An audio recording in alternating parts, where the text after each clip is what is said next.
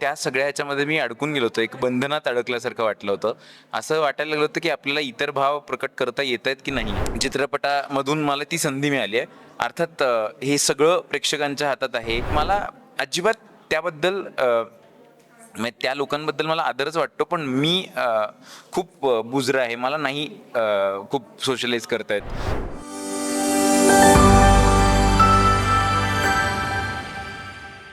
नमस्कार मित्र मोरे लेट्समध्ये तुमचं सगळ्यांचं स्वागत करतोय.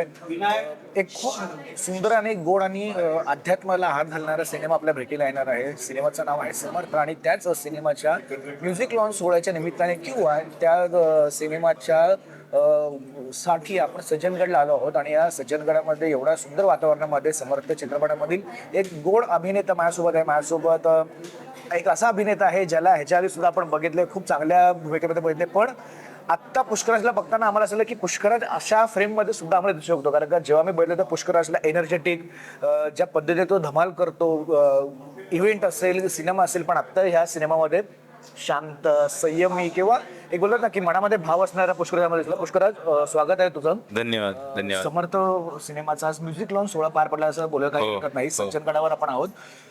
14 ऑगस्टला सिनेमा येतो, म्हणजे 15 ऑगस्टला पर्वणीच आहे एका अर्थे, असं बोलायला काही हरकत नाही. काय सांगशील एकंदरीत सिनेमा हातात येणं आणि आता जे म्युझिक लॉन्च होतं तो खूप सुंदर वाक्य होतं की मी अशा स्टेजला होतो जिकडे मला थांबवायचं होतं. मला असं होतं की आपण थांबूया, आपण काम नको करूया.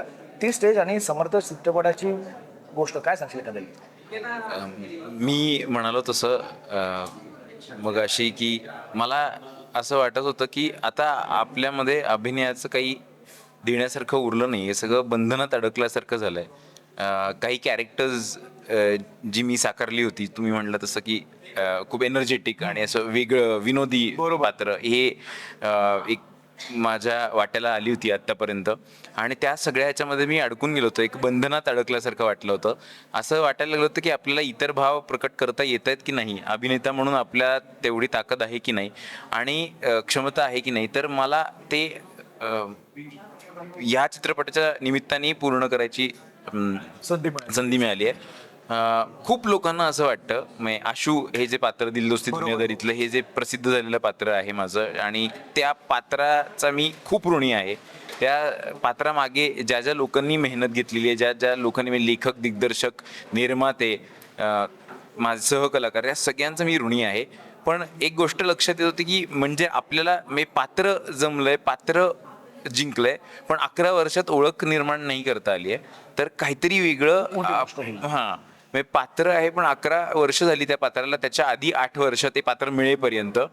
तर खरंच आपल्याला अभिनय करता येतो का, आपल्याला वाटतं की आपल्याला अभिनय करता येतो, हे सगळं आजमावून बघायचं होतं.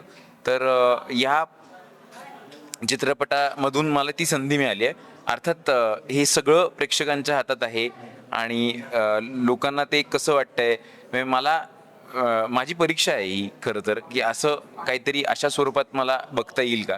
दुसरी गोष्ट, खूप लोकांना असं वाटतं की आशू या पात्रासारखा मी आहे, मी कायम लोकांमध्ये असेन, मी खूप इंटरॅक्ट करत असेन लोकांची, सगळ्यांना सतत हसवत असेन. तर खरं तर मी अजिबातच तसं नाही आहे. मी स्टेजवर किती एनर्जेटिक असलो तरी मी अदरवाईज खूप बुजरा आहे. माझ्याकडे व्हॉट्सअप पण नाही आहे. मी म्हणजे फक्त इंस्टाग्राम आणि फेसबुक हे मला चित्रपटाचं प्रमोशन किंवा नाटकाचं प्रमोशन करावं लागतं, याच्यासाठी मी तेवढं ॲक्टिव्ह आहे. पण तुम्ही जर बघितलं असेल तर असं मी कुठल्याही ग्रुप्समध्ये वगैरे दिसणार नाही, पार्टी करताना वगैरे असं दिसणार नाही वगैरे. आणि मला अजिबात त्याबद्दल म्हणजे त्या लोकांबद्दल मला आदरच वाटतो, पण मी खूप बुजरा आहे. मला नाही खूप सोशलाइज करता येत. तर त्याच्या सगळ्यात जवळ जाणारं हे पात्र आहे, की आतमध्ये खूप द्वंद्व आहे. प्रत्येक वेळी विचार आहेत की आता पुढे काय? पुढे काय आहे, आपण बरोबर करतोय का चुकीचं करतोय, हे सतत कॉन्स्टंटली चालू आहे. आणि यातली डिस्ट्रॅक्शन्स पण आपल्या आतमधलीच आहेत. बरोबर. असं आहे.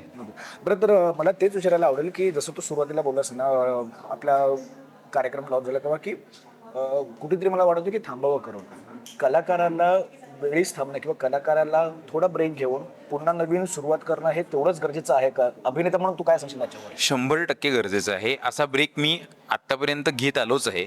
म्हणजे कुठल्याही आशूची भूमिका साकारल्यानंतर सुद्धा जे अपेक्षित होतं की मी पटकन आता म्हणजे ती लाट आली आहे तर त्या लाटेत आपल्याला जे जे मिळेल ते आपण करून घ्यावं असं प्रत्येक अभिनेत्याला वाटतं. आणि ते साहजिक आहे, कारण त्याच्या आधी खूप वर्षांचं स्ट्रगल, खूप वर्ष तो माणूस घरी बसलेला असतो आणि मग एक संधी मिळाली की मग त्या संधीचं सोनं करत पुढेही आपण जावं असं वाटत असतं.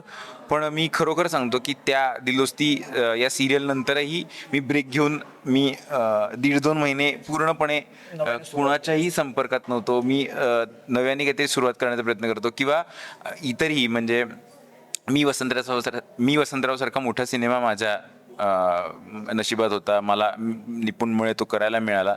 तर त्याच्यातली भूमिका करताना सुद्धा मी बाकी सगळी कामं बंद करून 6 महिने त्या भूमिकेवर काम करणे, शरीरावर, मनावर, बुद्धीवर, या सगळ्या गोष्टींवर काम करणे असा ब्रेक घेतला होता. पण मला वाटतं की सगळ्यांनाच थांबून रिस्टार्ट करण्याची गरज असते. घेणं गरजेचं आहे कारण नक्कीच. 100% गरजेचं आहे. आणि अर्थात मला हे अगदीच कळतं की कधी कधी ते शक्य होत नाही, कारण आपण म्हणजे आपण इतक्या स्पर्धात्मक जगात जगतो आणि आपल्याला प्रगती म्हणजे आज एक गाडी आहे तर उद्या दुसरी गाडी पाहिजे, आज 1 BHK फ्लॅट आहे तर 2 BHK पाहिजे, मग अजून 3 BHK, मग अजून 3 BHK झाल्यानंतर अजून 4 पाहिजेत वगैरे. हे संपतच नाही.